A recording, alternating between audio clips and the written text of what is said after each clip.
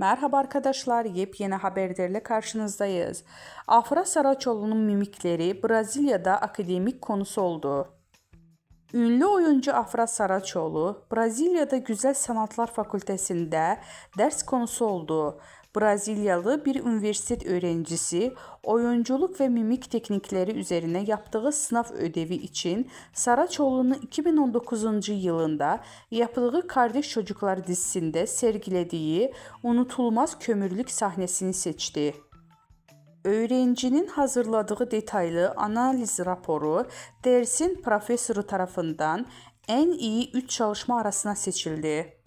Profesör Afra Saraçoğlu'nun bu sahnesini örnek olarak kullanarak mimik ve oyunculuk tekniklerinin derslerinde öğrencilere aktarmaya karar verdi.